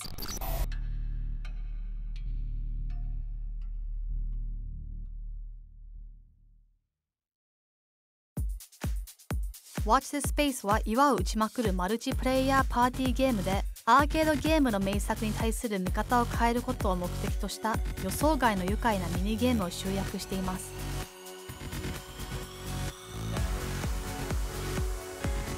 時間をフリーズさせたり透明にしたり、テレポートなど特別な能力を選択し、ゲームモードによって非常に効果的になれば他のモードでは不利になることもあります。My name is Philip Buchanan, and I'm the developer of Watch This Space. Watch This Space is a mashup of classic genres of arcade games that combine them into one frantic arcade experience. It's inspired by my childhood, where I grew up playing games with my brother on the same computer, switching between them often to get a different experience. I recently started wondering if we could bring this feeling to a modern game. What if they weren't separate games, but I picked the best of the rules from all the games and provided you a mix to play? So this is Watch This Space. It's an arcade game that keeps you on your toes. It's launching into early access soon. Grab a friend and play the demo on Steam. Thank you.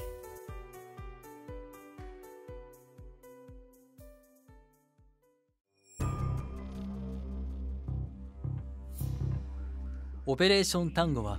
スパイ活動をテーマにした協力型アドベンチャーゲームです。友人と一緒にハイテクな近未来の世界で世界中の危険なミッションに挑戦します。2人だけのチームとしてエージェントとハッカーとなり、自由世界を脅かす勢力への潜入、調査、根絶を目指して協力します。2つの異なる視点から自分の声だけを頼りにタンデムで仕事をしましょう。チームワークが重要であり、コミュニケーションが鍵となります。変わったロケーションとシナリオで本格的なスパイ体験を味わい、さまざまなパズルと謎を解き、チームメイトと共に緊張感の高い達成感が味わえるゲームとなります。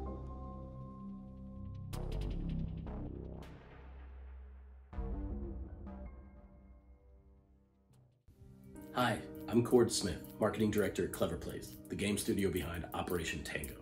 I'm here to tell you a little bit about the game and to say how super grateful we are to be part of this showcase.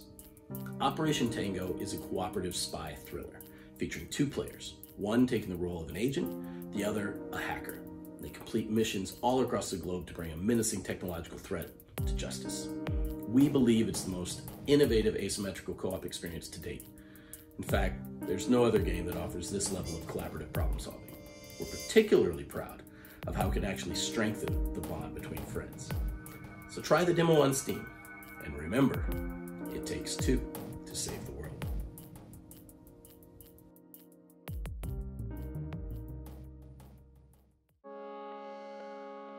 それでは本日のショーケースのゲームはこちらで以上となります。盛りだくさんでしたね。皆さんは本日のショーケースを楽しみ、たくさんの素晴らしい、美しい、不思議、クレイジー、そして何よりもユニークなゲームを発見できたことを願っています。今回のショーケースにゲームを提供された開発者の皆様、チームの皆さん、そしてご覧の視聴者の皆様、ありがとうございました。自己紹介が遅れましたが、本日司会に務めさせていただいたのは私たちデラとハドウでした。そして本日紹介されたゲームの詳細情報またはデモへのリンクなどはショーケースの特設サイトで確認できますので、ぜひチェックしてみてください。最後に今後の発表または次回のイベントについては遊ぶの各種 SNS や Discord を確認してください。皆さん改めてありがとうございました。そしてくれぐれもお体にお気をつけください。バイバイ。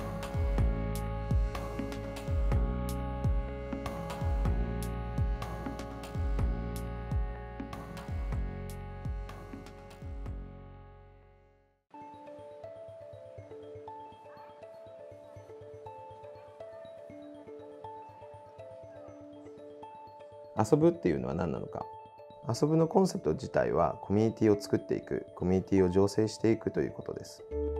今具体的にどういう活動をしているかというと、渋谷にコミュニティスペースを運営してそこをベースとして活動をしている初期メンバーの方々が主にゲーム制作を活動をしています。そこでゲーム関係のイベントをしたり、オンラインでアクティビティをしたり、ゲームクリエイターのコミュニティの活動をより活性化しようとしています。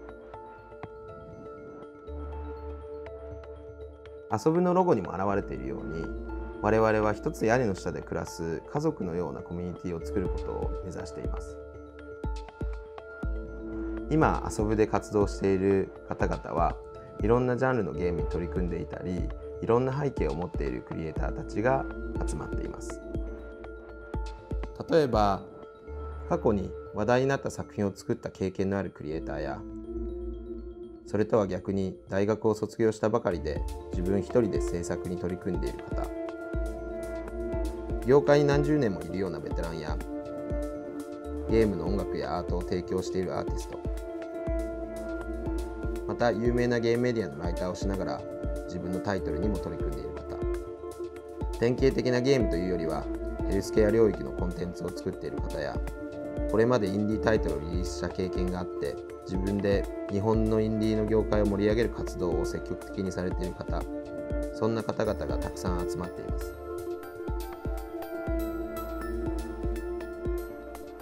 僕らがどのようにコミュニティをサポートしていくか、どのように彼らの活動を盛り上げていこうと思っているのかというと、契約関係のサポートだったり、働くスペースを無料開放したり、それ以外にもネットワーキングの機会を提供したりや、パブリッシャーや出資者とどのようにディスカッションを進めるかのアドバイス、そういった直接的なサポートをたくさんできると思います。それに加えて独立してゲームを開発するということがどのようなことなのかをより広いオーディエンスに伝えていく、そういうことだと思っています。すごくいろんな人々にとってはゲームを作るということがどういうことなのか、割と分かりづらいことなんだと思います。それを